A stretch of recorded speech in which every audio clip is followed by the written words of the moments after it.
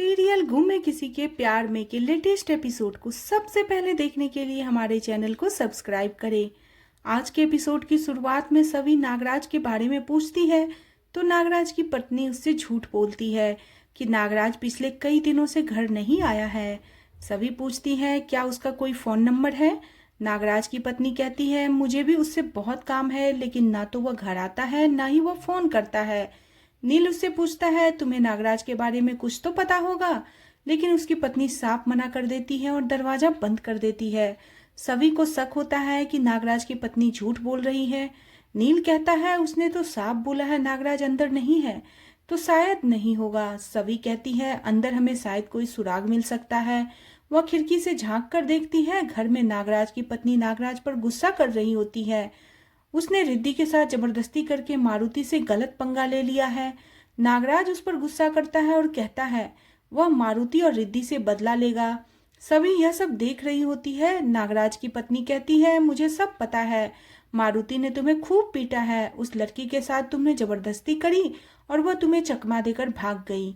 नील सभी को नीचे उतरने के लिए कहता है। इधर नागराज गुस्से में कहता है अब वह रिद्धि के साथ वह सब करेगा जो उसने अभी तक नहीं किया। तभी सभी खिड़की से अंदर चली जाती है और नागराज को पीटने लग जाती है। वह गुस्से में नागराज से पूछती है रिद्धि कहाँ है। नागराज की पत्नी सभी पर हथियार से हमला करने की कोशिश करती है, लेकिन सभी उसका सामना करती है। नील अंदर से आवाज सुनकर हैरान होता है। सभी नागराज पर हमला करती है और दोनों में जबरदस्त लड़ाई होती है। नील दरवाजा खोलने की कोशिश करता है, तभी नागराज दरवाजा खोलता है और नील को धक्का देकर भाग जाता है। सभी नागराज का पीछा करती है, उसे डंडे की फेंक से गिरा देती है। तभी मंदिर से त्रिशूल लेकर सभी आती है और नागराज के गले की तरफ तान देती है। गुस्से में कहती है किसी ने रिद्धि की तरफ आंख भी उठाकर देखी तो वह उसे नहीं छोड़ेगी। नागराज डर जाता है और उससे माफी मांगने लगता है। सभी पूछती है कि मारुति ने रिद्धि को कहाँ छुपा कर रखा है। नागराज डरते हुए बताने लगता है। तभी उसे आके कोई गोली मार देता है और खून के छींटे सभी के ऊपर लगते हैं। सभी हैरान हो जाती है। नील भी चौंक जाता है। सभी घबरा जाती है और पूछती है कि गोली किसने चलाई। नागराज की पत्नी उसके पास आकर रोने लग जाती है। सभी किलर को बाइक पर जाते हुए देखती है, लेकिन उसे पकड़ नहीं पाती। सभी निराश हो जाती है और रिद्धि के लिए चिंता व्यक्त करती है। नील उसे शांत रहने के लिए कहता है।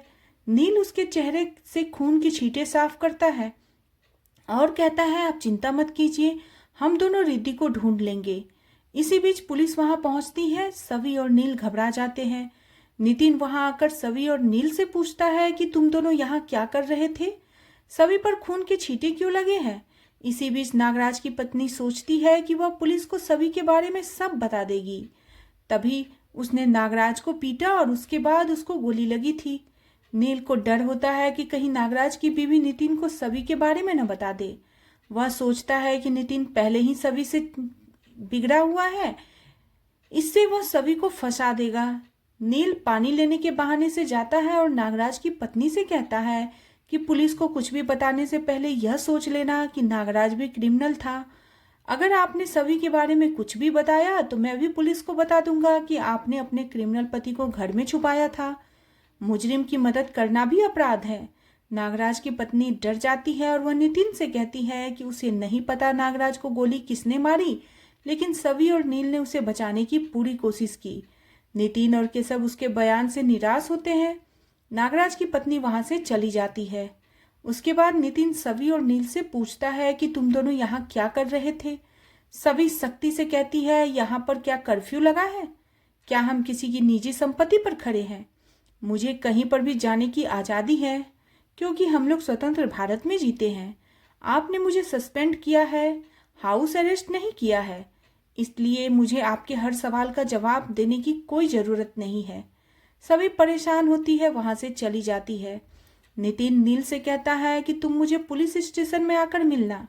नील भी चला जाता है। इसके बाद नील सभी को घर ड्रॉप करने की पेशकश करता है, लेकिन सभी मना कर देती है। नील कहता है आपकी बॉडी पर ब्लड लगा हुआ है, आप कैसे जाएंगी।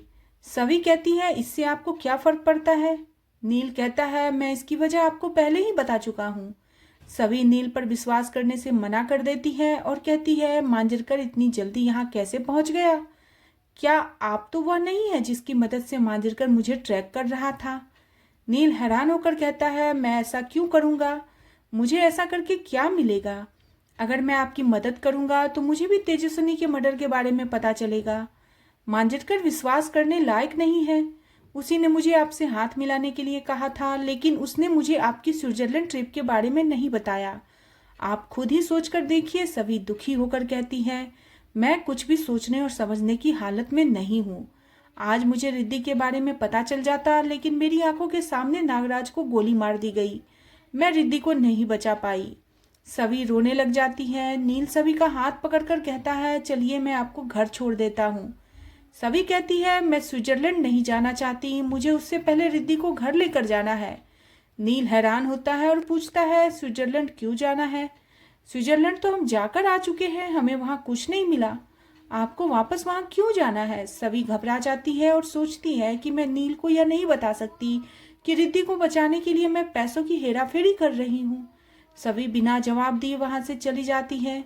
नील परेशान हो जाता है। दूसरी तरफ मारुति रिद्धि को गुमराह करता है। रिद्धि पूछती है, क्या भाभी मुझे छुड़ाने के लिए तुम्हारा काम कर रही है?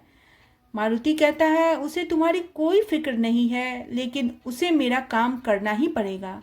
अगर तुम मेरी मदद करोगी तो तुम जल्दी घर जा पाओगी। वह रिद्धि को एक्टिंग करने के लिए कहता है। दूसरी तरफ सभी को रिद्धि की वीडियो मिलती है, जिसमें रिद्धि रोते हुए उससे बचाने की गुहार लगा रही होती है। मारुति सभी को फोन करता है और कहता है, मैंने नागराज को कहाँ पहुंचा दिया, यह तो आपने देख लिया होगा। सभी हैरान होकर पूछती है, उसे यह कैसे पता चला कि वह नागराज के पास गई थी? मारुति कहता है, मैं हर पल आप पे नजर रख रहा हूँ। सभी कहती है, तुमने रिद्धि के साथ गलत कैसे होने दिया? मुझे रिद्धि से मिलना है। मारुति कहता है, मैंने रिद्धि को किडनैप किया है, लेकिन नागराज जैसी घटिया हरकत न करूंगा, न किसी को करने दूंगा।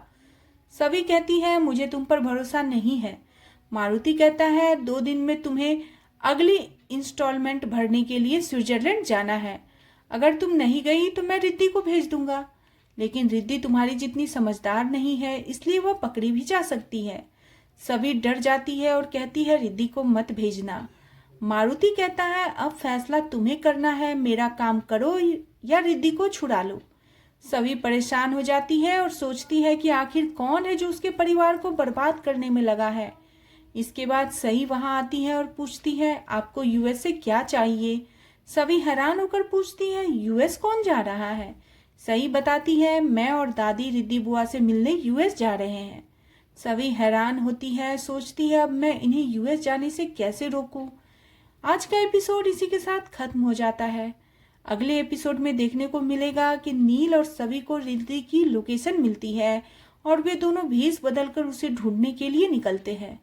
लोकेशन पर पहुंचकर सभी कहती है, फोन में रिद्धि की यही लोकेशन दिख रही है। सभी दरवाजा खटखटाती है, तभी अंदर से गोली चलने की आवाज आती है और सभी और नील चौंक जाते हैं। आज का एपिसोड आपको कैसा लगा प्लीज कमेंट करें और बने रहे सीरियल गुम है किसी के प्यार में।